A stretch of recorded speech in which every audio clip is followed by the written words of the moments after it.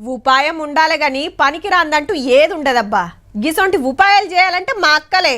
ఇంట్లో పాత బట్టలుంటే మెత్తలు తయారు చేస్తారు, కొన్ని దర్వాజల కాడ పట్టాలైతాయి, కొన్ని పొయ్యి కాడ మసి బట్టల కింద వాడతారు. ప్లాస్టిక్ బాటళ్ళు, జగ్గులు, పూల కుండీలు అవుతాయి.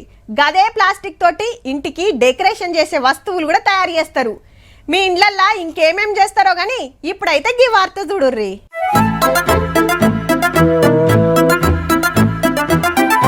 పొయ్యిలకు పిడకలు లెక్కనే అనిపించవచ్చు, కానీ ఇవి కంపెనీలల్లో మిషన్లు నడుస్తానికి వాడే ఫ్యూయల్ బ్రిక్స్.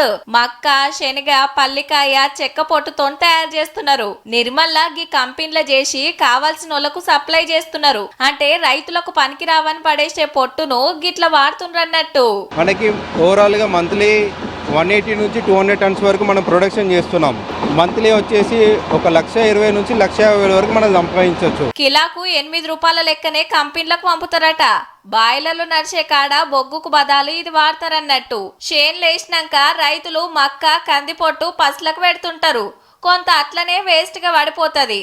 మళ్ళా పంట తీయాలంటే చెత్త అంతా తలకబెట్టాల్సిందే. గట్ల కాకుండా వీళ్ళు రైతులకింత పైకం ఇచ్చి తీసుకొని గిట్ల తయారు చేస్తున్నారు. అటు వాళ్లకు కొంత ఫాయిదా, వీళ్ళకి ఆమ్దాని. 2,000 నుంచి 2,000 ట్రాన్స్పోర్ట్ అయితే వాళ్ళది. సాడస్ట్ కూడా 2,000 నుంచి 3,000 వరకు మనం సాడస్ట్ మనం తీసుకుంటాం టన్నుకి. ఉత్తగా పడేసే పొట్టుతోటి ఓ కంపెనీ నడుస్తుంది. కడమ కంపెనీలకు కావాల్సిన ఫ్యూయల్ బ్రిక్స్ తయారైతున్నాయి. ఇంకొందరికి పని దొరుకుతుంది. ఒక్క ఐడియా గింత మందికి ఫాయిదా చేస్తుంది. సూపర్ కదా.